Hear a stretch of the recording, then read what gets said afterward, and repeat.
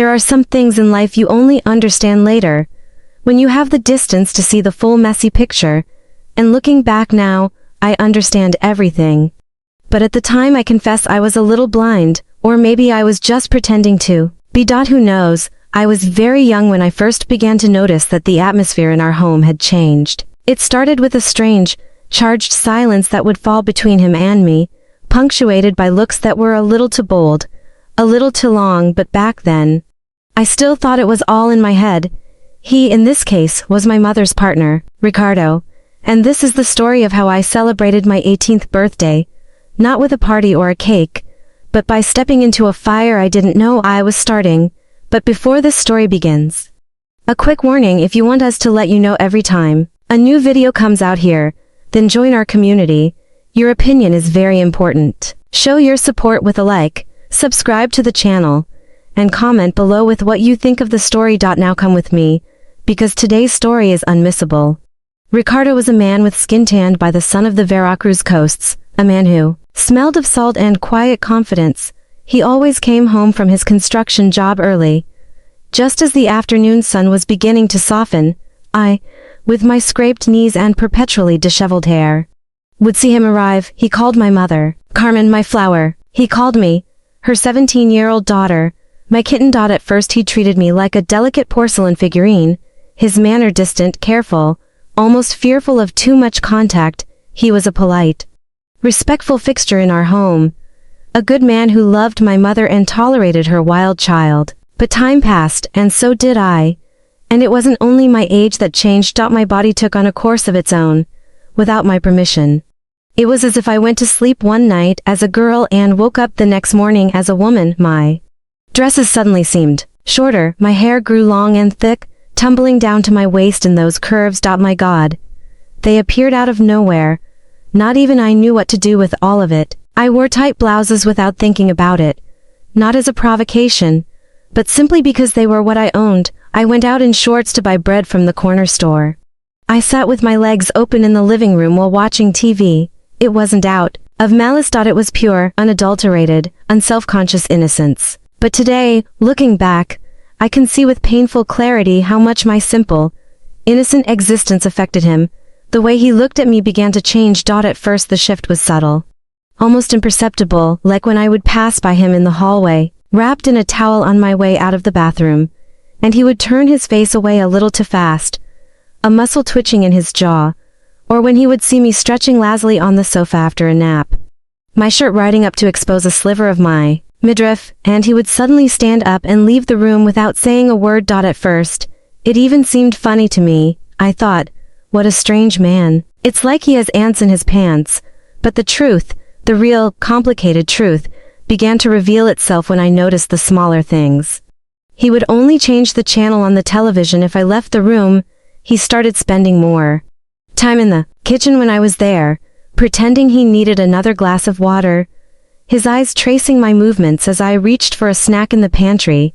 And sometimes, when he thought I was distracted, I would catch him looking at me with a profound bewilderment, a confusion so deep it was almost painful to witness. Those were the looks that came and went, but they always left a trail of heat in the air, a change in the atmospheric pressure of the room. I didn't know if it was my imagination or if he was really becoming someone different right before my eyes. My mother, poor thing, never realized.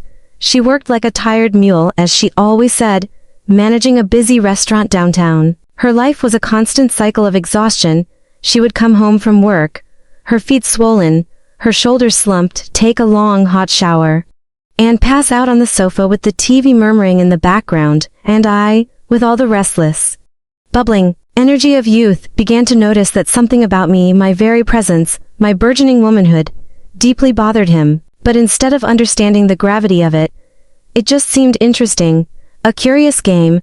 I remember one morning distinctly, I left my room wearing a tight striped t-shirt, my breasts, or my melons as I called them in my head, prominent and dancing with every step. He was at the kitchen table, drinking his morning coffee and reading the newspaper. He looked up as I entered, and he almost choked. He tried to hide it, of course, coughing into his fist, but I saw his hand tremble as he set the cup down. The sip of coffee he took was so quick and dry it seemed like a punishment. "Good morning," I told him, a cheerful, innocent song of a greeting, pretending I hadn't seen a thing. "Good morning." He replied, his voice a little hoarse, his eyes staring down at the newspaper as if the words printed there were the most fascinating thing in the world. And that's when I started to pay more attention. It wasn't my imagination. His way of being around me was no longer the same. But look, even up until that moment, I had no real idea where this was all going to end. I didn't feel attracted to him. Not yet. It was just a curious discomfort, a strange, intriguing feeling that something was out of place. A type of energy that made the atmosphere get denser and heavier every time we were alone in a room together, but I pretended to be used to it. There was a sunset that I have forever recorded in my memory. I was watching a series on the sofa, wrapped in a thin sheet, wearing only a pair of shorts to sleep in underneath. He got home from work, took off his dusty work boots by the door, walked through the living room and stopped. "It's hot, right?" he commented, taking off his sweaty t-shirt with a natural, unthinking movement. I just shrugged my shoulders, my eyes still on the TV screen, but I swear to God that I saw in my periphery, when he looked down at the space between my legs, where the sheet had fallen open slightly. And he looked for a second longer than a stepfather should look, and that's when I felt it. The definitive shift. In that moment, it was no longer a stepfather and a stepdaughter, it was something else, but I didn't yet know how to name it. The truth is, I was still a little silly, curious, yes, vain too, but fundamentally naive. I didn't understand that this silent, watchful game was already becoming a dangerous one. I just knew that he was disconcerted by me and that, for some strange, intoxicating reason, that gave me a kind of power, a power I had never felt before, and I began to test it, unconsciously at first, then with a growing, deliberate curiosity, I started sitting a little too close to him at the dinner table, letting my knee brush against his. I would accidentally let things fall to the ground near him, so I would have to crouch down to pick them up. I started wearing too much perfume before coming down to the living room in the evenings. A heavy, sweet, night-blooming jasmine that my great-aunt Lecha had given me, and he, in response, became more and more quiet, more rigid, more tense, and I, in turn, became more and more curious. It was around that time that my mother, Carmen, received a proposal to take a weekend professional development course in another city. A 2-day trip to Puebla. I remember her asking me, a worried look on her face, "You'll take care of the house, right, daughter, my little butterfly?" "I'll take care of it, yes, Mommy," I'd replied, giving her a reassuring hug. "You can go, don't worry." I had no idea what was going to happen, but I already felt it. A low, humming vibration in the air. A feeling that something was about to get completely out of control. Okay, let's pause here. The stage is set. The mother is leaving, and the two of them are about to be left alone. What do you think is going through her head at this point? Is it just innocent curiosity? Or is she consciously starting to play a very dangerous game? Let me know your thoughts in the comments below. And if you're enjoying this story, please show your support with a like and subscribe to the channel. The first day my mother was away, everything seemed the same, at least on the surface. The door closed, she waved goodbye through the car window, and I stood there in the kitchen with a cup of coffee in my hand, my heart beating as if I had already done something wrong. But I hadn't done anything yet, neither had he. But the way he looked at me that morning, as I stood there in the quiet house, already said it all. I was wearing a pair of old, worn-out denim shorts and a big, baggy t-shirt that left one of my shoulders completely uncovered. It wasn't even a provocation yet. It was just what I wore on a lazy Saturday morning. But he appeared in the hallway and stopped dead in his tracks. He looked at me. A slow, deliberate appraisal from top to bottom, and then a half-smile, half-twisted smirk appeared on his face. "You're becoming more and more of a woman, a little butterfly," he said. It was dry, direct. I felt the blood rush to my cheeks. I gave a nervous laugh, not knowing what to answer. He drank his own cup of coffee as if nothing had happened, but I saw how he bit his lip as he looked at me through the reflection in the microwave door. There was no hiding it anymore. He made a few more jokes throughout the day. Little comments that were just on the edge of appropriate. Something like, "You're going to give this old man a heart attack." When I appeared in a tank top in the living room, I would laugh. I found it funny, but I confess, a part of me began to want to hear more. I felt a strange, thrilling pleasure when I saw him choke on his words, change the subject abruptly, scratch nervously at the back of his neck, but that weekend, he stopped running away. At the end of the afternoon, I found myself watching a movie lying on the sofa. It was hot. So I had put on those ridiculous shorts of mine that looked more like panties and a crop top that left my navel exposed to the air. I didn't think much about it. I just did it. He entered the room, and when he saw me lying there, he stopped at the door. I swear that even the whirring of the ceiling fan seemed to go silent. "You're going to kill me," he said suddenly, his voice a low, rough whisper, almost a laugh, but not quite. I looked at him, laughing too, trying to keep the game going. "What? It's just clothes. Have you never seen a navel before?" He bit his lip. Again. He looked at me with that face of a man who was containing a beast inside his chest. He sat down on the other end of the sofa, a safe distance away, and we stayed there, watching the movie, or at least pretending that we were watching it. Because every sigh that escaped his lips was a sentence that he could not say out loud. The situation only got worse at night. I went to the kitchen to get a glass of water, and he was there, leaning against the counter, shirtless, wearing only his pajama shorts. The dim light from under the cabinets gave him the air of a movie scene. He saw me come in and didn't even pretend to look away. His gaze was fixed on my legs. Then it climbed up my hips and stopped at my neck. I felt completely, utterly exposed. "You really think a lot of yourself, eh?" He let go, his tone half mocking. "I'm just living," I replied, turning my back to him, and opening the fridge. When I turned to leave, he was standing in front of me, not touching me, just blocking the way. And then he did it. He looked at me very slowly and said, his voice a low growl, "If you knew what you were causing, you wouldn't be walking around the house like that." That sent a shiver from my head to my feet, not because I was afraid, but because, at that very moment, the game became something else entirely. It was a warning, and it was a confession. I smiled a little daringly. "Who says I don't know?" The nervous laugh. He stepped aside, pretending he was just going to the bathroom, but I saw him. Before leaving the kitchen, he passed his hand through the front of his pants, adjusting the volume there in a hidden way, but not hidden enough, and that caught me. I went up to my room with my head spinning. What was I doing? Was this still just a provocation, or had I already crossed the line? I didn't sleep well that night, but what wouldn't get out of my head was what happened the next day. I was on my way to my room when he passed by me in the hallway. I was wearing a wide, loose shirt with just a bra underneath. He, in a towel, had just left the bathroom. We exchanged a quick charged look, but instead of continuing on his way, he stretched out his arm and caught me by the waist. "Come here," he said, his voice playful as if pulling someone in for a game. It was just a second. He pulled me against his chest in a hug that should have been silly, paternal, but it wasn't, because I felt all of it.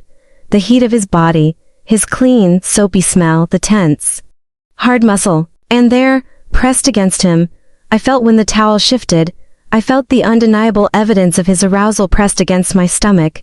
He tried to hide it. He laughed awkwardly, gave me a little pat on the shoulder as if it were all a joke. "You're getting too big for these games, huh?" But I wasn't stupid. I saw him adjust himself as he walked away. I saw the damage, the discomfort, and I saw the look in his eyes. There was no father left in that man anymore, and I didn't see anything wrong with looking back at him in the same way. The house was on fire that night. The fan was spinning on the ceiling as if it were lazy, blowing more hot air than breeze. And I was there in the kitchen, with my body burning. But it wasn't just the ambient heat. I was wearing my baby doll, that short, silky one that always raised my mother's eyebrow, a fine, almost transparent fabric with drawn flowers and thin straps that were constantly falling off my shoulder. Underneath, nothing. Just me and my sensitive skin, too sensitive for any touch, any look, especially his. I heard the sound of the shower turning off in his bathroom, and my body reacted as if it knew the script. My heart accelerated, the hairs on my arms stood on end, and my core, that naughty little flower, was already giving signs that it was about to bloom, all on its own. I leaned over to take a glass from the cabinet, and when I turned around, he was there, Ricardo, without a shirt, just with a towel tied low on his waist. His skin was still damp, his chest rising and falling slowly, and his look, the That look, nothing held back, from top to bottom he devoured me.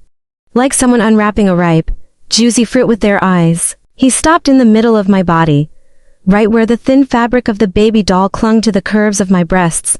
He bit his lip. You want to drive me crazy, don't you? He let go. The words almost a whisper. I'm just drinking water, I replied, pretending an innocence I no longer possessed, knowing exactly what my body was saying without a single word. He approached slowly.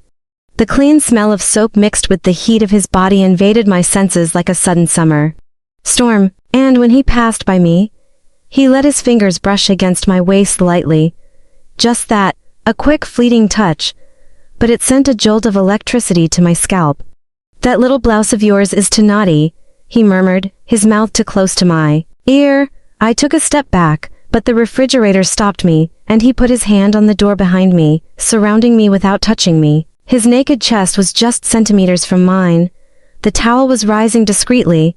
You shouldn't walk around the house like that. Why? Does it bother you a lot? It bothers me a lot, he said, his gaze dropping directly to the outline of my nipples, well marked against the fine fabric. His breathing became heavy, mine too, and that's when he touched me again.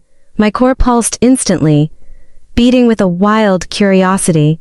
His hand slowly climbed up my arm until it reached my shoulder. He played with the thin strap of the baby doll, passing his thumb back and forth over the silky material. This is about to fall, he said, a half smile playing on his lips. Then hold it, I challenged, and he held, but not just the strap. He held my waist, pulling me hard against him. The heat invaded my skin, and the towel was already moving with a life of its own. His mouth came next, first on my neck, a series of soft wet kisses, then on the base of my ear. He suctioned slowly. I felt my legs begin to buckle. You drive me crazy, he murmured against my skin. His hands came down my back, stopping just at the seam of the baby doll. He pushed the cloth aside until his fingers reached the petals of my flower. He stopped. Do you really want this? I've been wanting it for a long time, I replied, my mouth close to his. His fingers began their exploration. Slow circles, and exact pressure. As if he had studied every detail of my anatomy before ever touching me, I grabbed his arm, feeling my entire body respond to his touch. While he was exploring there, his other hand went up to my breasts. The hard peaks implored his care. He squeezed gently, then bit my chin and let his ragged breath mix with mine. You're surrendered, aren't you? For a long time, I whispered. No longer with the strength to hide anything. The towel fell to the floor. He turned me around, pressing me against the countertop. The tips of his fingers crossed the line between my legs, going up and down, exploring, provoking. The pressure increased with each movement. My hips were already moving on their own, asking. And then he came slowly, until my whole flower bloomed. Receiving him like someone receiving something they had been expecting for years. I trembled. I cried out a low sound, my eyes closed, my teeth pressed on my lip. His hand danced in me as if he knew all the rhythms, and every touch was a promise, a sin, a caught scream. He turned me around again, looking at me fixedly. This has no turning back. I don't even want to go back, I replied, and at that moment, before anything else happened, he kissed me. A long, hot, deep kiss, with his tongue asking for permission and my body screaming yes. Everything inside me was screaming for more, and I knew it. The next night would have no more breaks. The kiss was still burning on my lips when he moved away, but not much, just enough to look me in the eye, as if he were reading what I was thinking, and if he really knew what was going on in here, he would have taken me right there, on the kitchen counter. But he hesitated for a second. We are going to regret this, he whispered, his hands still resting on my waist. If I have to regret, I replied, letting the phrase escape my mouth like hot honey. Let it be, with my body trembling. He closed his eyes and breathed deeply as if he were trying to pray, but his faith had already escaped him a long time ago. He took me in his arms with a force that seemed to contain months, years of stored desire. He carried me to the sofa, his hands already walking a path they now knew by heart. My body was curving into his, and every touch felt like a secret command between skin and desire. He positioned himself above me. You are dangerous, he said, passing his nose along my cheek to reach my ear.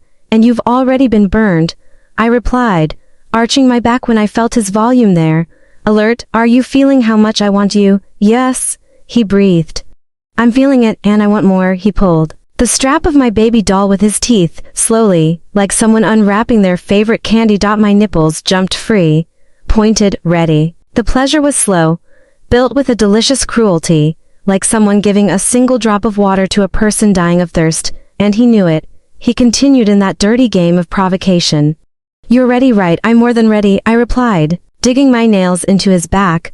I've been waiting since the day you looked at me differently for the first time. His breathing became out of tune, his forehead pressed close to mine, his whole body pulsing. And then he came, with force. He was not invasive. He was hot, firm, and on top of that, tortuous because he would only touch, approach a little, and then stop as if time were his accomplice. Tell me what you want, he murmured. I want it, I replied. I want all of it now. It was there that he finally let go. The sounds in the room were now others, sighs, moans, the wet splash of skin on skin. My breast swung with the movement. His legs held me as if he were afraid that I would escape, but I was not going to run away. I had never wanted to stay in one place for so long. My name in his mouth sounded dirty and beautiful at the same time. And I said his name like someone who prays. Like someone who begs, like someone who gets lost in the middle of the road and enjoys the journey. When the climax arrived, it was like a thunderclap on a gloomy day. I contorted myself, I bowed my head, I bit his shoulder. And I felt him trembling with me, both of us in silence, jaded, sweaty, stuck together as if we were one being. We took a long time to move. He laid down next to me, pulling my body close to his hand still caressed my waist, now softer, more tender. His chest rose and fell slowly, and his look was different. We crossed the line. He said, we crossed the line, the wall and the door. I replied, and you know what, I'm adoring the view from the other side. He laughed, a nervous, sweaty, but happy laugh, and I, lying there, knew that it was not just fire. It was something deeper, more dangerous, but the strangest thing was I didn't want to stop. Just as we were drifting in the quiet aftermath, a low sound, almost imperceptible, cut through the silence. 3 blows on the front door, dry, precise. It healed my blood.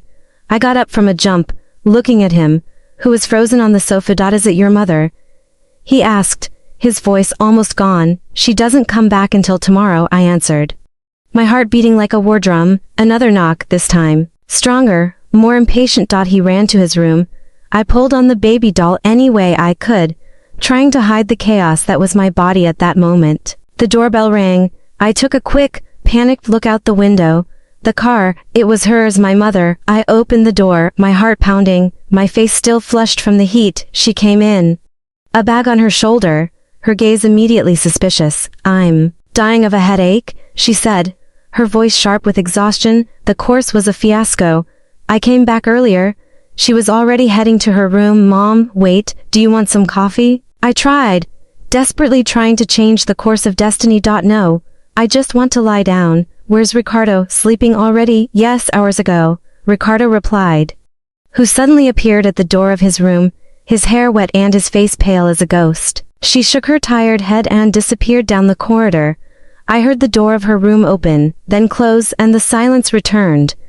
But it was a different silence now. Ma'am, terrified. I went back to the sofa, my heart hammering in my ribs. Minutes later, Ricardo left the room where he had locked himself. He was already dressed, his hair still wet, but now from nervousness. Did she see anything? He asked. I don't know, I don't think so, I replied. He passed a hand over his face, pacing from one side of the room to the other. This isn't going to work, we can't go on. Now it's too late to go back, I told him, feeling a sharp pinch of pain and anger. He stopped, looking at me as if I had said something unforgivable. No, you don't understand, I'm serious. This was a mistake, the word hit me like a physical blow. I felt the air leave my lungs. A mistake, I repeated, trying to contain the tears that were suddenly welling up. It was wonderful, unforgettable, he said, not looking at me, but it was a mistake. She is your mother, and me, what about me? I asked, already feeling something drain from my chest that was not desire, it was anger. It was hurt. I am married to her, I am your stepfather. You are old enough to be my daughter, but I'm not. I interrupted him, my voice shaking. He took a deep breath. We need to pretend that nothing happened. That it was just a fantasy, a snatch, a moment, I repeated. My voice now just a thread. You had all of me. You touched me like nobody ever has. You made me feel things I didn't even know existed. And now you want to pretend. He didn't answer at that moment. I heard the bathroom cistern flush. She was awake. I heard steps coming towards the living room, and without thinking twice, he walked away from me. He sat on the sofa as if nothing had happened, cold, distant. My mother entered, already in her pajamas, still awake. I had insomnia, he replied, without even looking at me. Strange, you never have insomnia, she said, walking to the kitchen to get a glass of water. We were silent, he and I. The abyss between us now bigger than ever. When she returned, she gave us both a quick good night and disappeared into her room again. Ricardo then got up. Tomorrow everything will return to normal after this. Yes, he said, his voice firm, cold, because if it doesn't, everything crumbles. I sat there, watching him walk into his room as if nothing had happened. Alone, with my body still burning and my heart beginning to ache with a pain that was sharper than any scraped knee I had ever had. The next morning, Ricardo left early. He left a note on the kitchen table. I recognized the hasty handwriting instantly, as if each letter had burned his fingers to write. I read it with my heart shrunken, each word nailing me like a thorn, butterfly. He had written, using my flower name. The same one he had liked to use when I felt most alive and now felt most wounded. We went too far. But thank you for reminding me what it feels like to be alive. Forget me, and I did not forget. I could not, but what he did not know. What he could not possibly understand in his desperate hurry to erase everything, is that it was not going to end there. The paper wrinkled in my fist, my nails marking the center of the message, as if wanting to both erase it and record it forever in my memory. The morning sun came through the window, but a storm had settled in my chest. He thought he had put an end to it, but I felt that I had just begun the true story. A fire does not go out with a simple forget me. Sometimes it just needs a little breeze to wake up again. Stronger and more dangerous than before. Thank you for staying with me through this intense and complicated story. But that's a matter for the next chapter. This story is over. But if you click on the video up here, you will find more stories like this. I thank everyone who left a comment. Don't forget to give a like, to help the channel, and subscribe so you don't miss my next videos.